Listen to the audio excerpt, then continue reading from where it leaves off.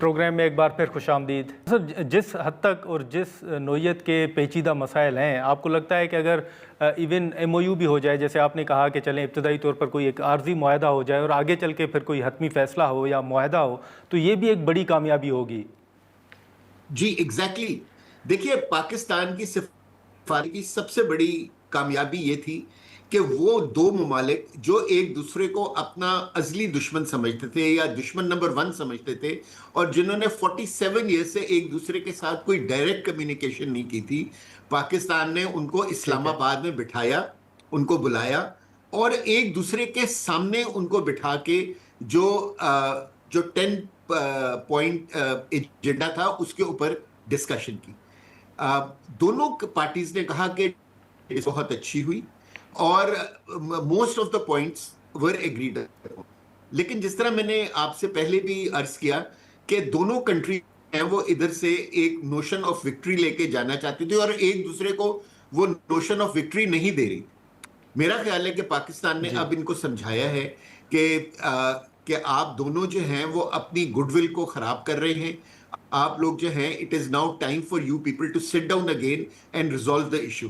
اور میرے خیال میں انہوں نے پاکستان کی بات سنی ہے اور پچھلے 72 آورز میں جس طریقے سے ہمارے تینوں بڑے جو ہیں انہوں نے انتھک کام کیا ہے، اس سے جو ہے نا یہ مرحلہ حل ہوا ہے. اور انشاءاللہ میں آپ کے ساتھ یعنی کہ دعا گو ہوں کہ اللہ کرے کہ ہو جائے کیا کہتے ہیں معاہدہ، کیونکہ پوائنٹس معاہدے ہونے کے لیے بہت چھوٹے چھوٹے ہیں. لیکن بہت چھوٹے. اچھا لیکن سر آخر اگر میں نہیں بھی ہوتا، میں پھر بھی کہتا ہوں کہ اگر نہیں بھی ہوتا تو it will be a very positive step in the right direction forward. ٹھیک ہے. صحیح صاحب، آخر میں یہ بھی بتائیے گا کہ جیسے آپ نے کہا کہ دونوں ممالک جنگ ختم کرنا چاہتے ہیں، یہ بالکل یہی بات ہو رہی ہے، یہی ایک تاثر بھی مل رہا ہے، لیکن آپ یہ سمجھتے ہیں کہ امریکہ کے مقابلے میں ایران پر کوئی دباؤ نہیں ہے؟ امریکہ کے اوپر جنگ ختم کرنے کے حوالے سے امریکہ کے اندر سے بھی دباؤ ہے، وہاں سے بھی مخالفت سامنے آ رہی ہے، اور خود جو نیٹو ممالک ہیں ان کا بھی اس پوری جنگ سے کوئی تعلق نہیں رہا، تو یہ بھی ایک دباؤ آپ سمجھتے ہیں کہ امریکہ کے اوپر ہے؟ جی امریکہ کے اوپر بہت زیادہ دباؤ ہے. 2 دباؤں کا تو آپ نے ذکر فرمایا ہے، یعنی کہ جو ان کے انٹرنل پولیٹیکل ڈائمنشنز ہیں اس کی. دوسرا، نیٹو اس جنگ میں ان کے ساتھ بالکل نہیں کھڑا.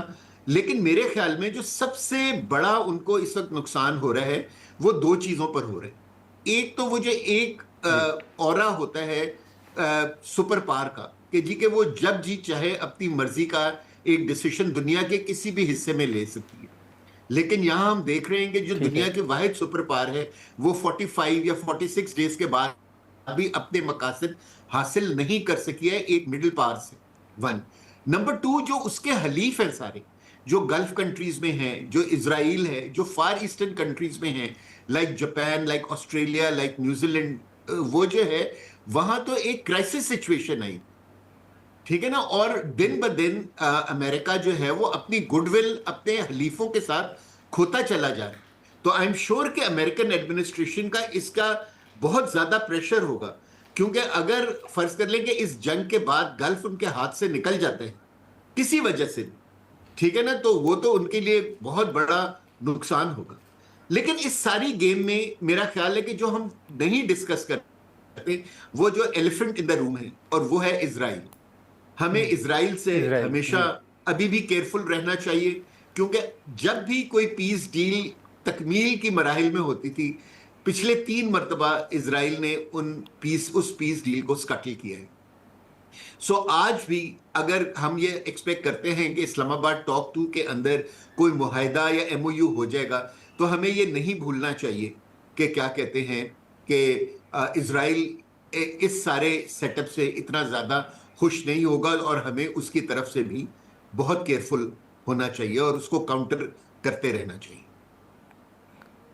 کاؤنٹر کرنا چاہیے. بہت شکریہ ایئر مارشل خان صاحب، آپ نے وقت نکالا. ناظرین، گفتگو آپ نے سنی، اور ایران اور امریکہ کے درمیان مذاکرات کے حوالے سے ایک بڑی اہم پیش رفت ہے کہ ایرانی وزیر خارجہ کی قیادت میں جو وفد ہے وہ آج رات اسلام آباد پہنچ رہا ہے، اور اسی حوالے سے جو امریکی وفد ہے اس حوالے سے بھی مختلف جو خبریں ہیں وہ سامنے آ رہی ہیں. پاکستان مذاکرات کے دوسرے جو راؤنڈ ہے اس کو ہوسٹ کرنے کی جو تیاریاں ہیں وہ بھی مکمل ہیں. اب دونوں جو وفود ہیں ان کا انتظار کیا جا رہا ہے اور ان وفود کے اسلام آباد پہنچنے کے حوالے سے بھی ایک اہم پیش رفت جو ہے وہ سامنے آ رہی ہے. اب یہاں پر ایک مختصر سا بریک لیں گے ہم اور بریک کے بعد گلگت بلتستان کے حوالے سے ایک اہم ایشو پر گفتگو کریں گے.